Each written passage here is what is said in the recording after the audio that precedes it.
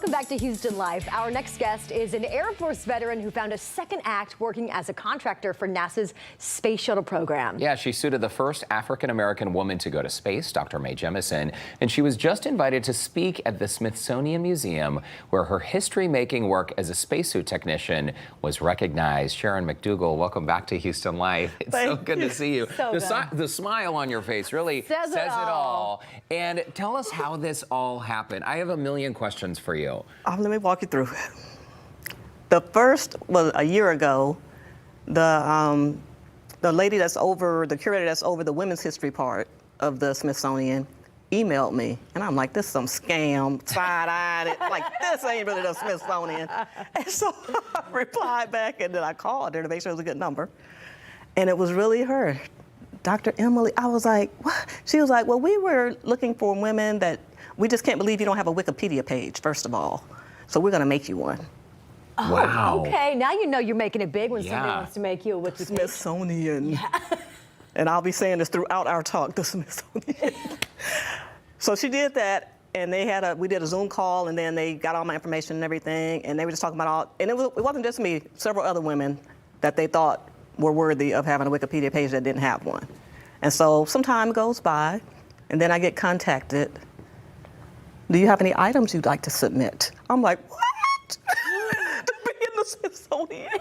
Yes, I have some items. So I found a screwdriver, a lacing needle that I used when I worked on the suits, a hat from one of the crews, a shirt that I wore on, and I sent them pictures showing, and then a watch that one of the crew members gifted me on launch morning. I sent that.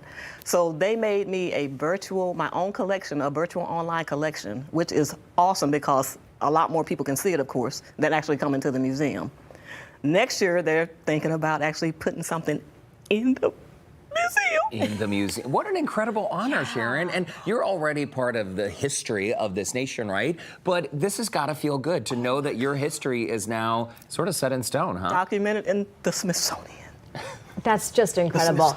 Sharon, for a lot of people that are not familiar with where you started and where you got, why don't you just fill people in as you started as a veteran, and then you found another act, another line of work you probably never thought that you were going to fall into. Never in a million years. But I started in Moss Point, Mississippi. Okay. Shout out to my hometown. And then my high school year, I was lost. I didn't know what I was going to do. I didn't have money to go to college.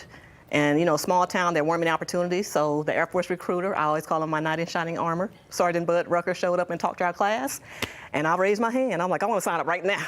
Not when I'm 18, right now, I'm ready to go. He's like, no, you got to wait. So I enlisted, I took the test, and they have, certain sections on the test, and they use that to pick your career.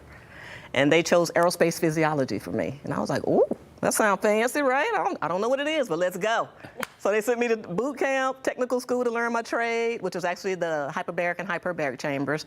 But when they stationed me at Beale Air Force Base in California, that's where the SR-71 and U-2 reconnaissance aircraft are housed. So the pressure suits was an extra duty by being stationed there, which was the fun part. So I got to travel the world in support of the reconnaissance aircraft and the Blackbird SR-71. That's a bad girl right there. If y'all don't know that, Google it. It's a bad plane. And then when I went to the Smithsonian, oh, wait a minute, I gotta go back. So after I left the Air Force, I struggled. I worked 3 part-time jobs, so it wasn't always glitter and unicorns. It wasn't always wonderful, y'all. I struggled in my childhood and after I left the military. I was about to re-enlist because I was having such a hard time finding employment. So I worked 3 part-time jobs. I cleaned the office building at night. I put price tags on clothes in the daytime, and I stocked shelves at the Office Depot. And none of them could be full-time because they didn't want to give you benefits, right? Mm-hmm. So I was just about to re-enlist, and a friend that was already out here working with the Space Shuttle program tracked me down. Before Google, before Facebook, all the easy ways to find you, he had to hit the phone book. And not even look for me. He looked for a friend of mine, because I didn't have my own place, my own phone or anything. Wow. Found her. I just happened to be between jobs at her apartment, because she was letting me crash on her futon. And I answered the phone. He said, there's an opening, immediate opening, doing the same thing we did in the Air Force. Same job. So I got here, just hit floor running. I already knew the job. Incredible. And 22 years later, here you are. And 22 years later, you're speaking at the Smithsonian, and now your book is being sold in the gift shop there. I mean, I know there are so many pinch me moments over the course of the last 2 decades for you, and really your entire career. Let's talk about, though, for you, the opportunity to connect with young people. You've mentioned that before on the show, Sharon, and I know that part of what you do is really, the goal is to inspire the next generation. And that is, you hit the nail on the head. The other stuff is just like the cherry on top, the extra little stuff. That's my main reason for writing the book. That was my main reason for always going out to schools. I still do, virtually and in person, is to inspire the kids and let them see a black person that actually worked there and did this job, and to let them know about these jobs that a lot of people don't even know about, you know? Nobody know about a suit tech. My husband's a scuba diver. Nobody know you can be a scuba diver for NASA. Not a lot of kids anyway. I'm sure some do. So, you know, let them know about all these opportunities, and a lot of opportunities to work with the space program that don't require a college degree. I don't have a college degree, and I made it all the way to the top of my profession without a college degree, with hard work, determination. I mean, you don't just get, it's not given. You have to work hard. I don't want to harp on that, but for a lot of people that don't have a degree and they're kind of stuck, like, what do I do next? There's a whole lot out there. So many. And it helps to know somebody, because I always mention that the title of my job, as far as the job posting, when I first started, it was titled electromechanical technician. Who's going to think that's a spacesuit technician? Yeah. Unless you read all of the details. Right. So by having somebody there to sponsor me, that's what I called him, Ray Villalobos.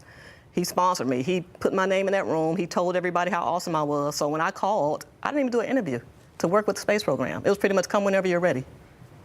It was that easy, because somebody was there to speak and say I did a great job in the Air Force. Yeah, it's all about taking the chance, right? Yep. You did it. Well, and something tells me, back when you raised your hand as a young person, you said, I want to sign up for that program. I don't know what it is. You had the same spunk and fire and determination then as you do now. I did. That is evident. And I'm always ready to take on an adventure and take on a challenge, you know, because you won't know unless you try. Absolutely. You know, I had no idea, like I said, what aerospace physiology was. I just knew, I was like, that's got to be something good. And the next thing you know, you're seated in front of a space shuttle reading your book. Sharon, thank you so much for stopping by. Thanks for your time. It's great to see you, and congrats. Huge honor. Next time I'm in DC at the Smithsonian, we will be swinging by. Hey, by the way, Suit Up for Launch with Shay, Sharon's book, is available now on Amazon. If you'd like to connect with Sharon, you can visit our website, HoustonLife.tv. So amazing. We love you so much, Sharon.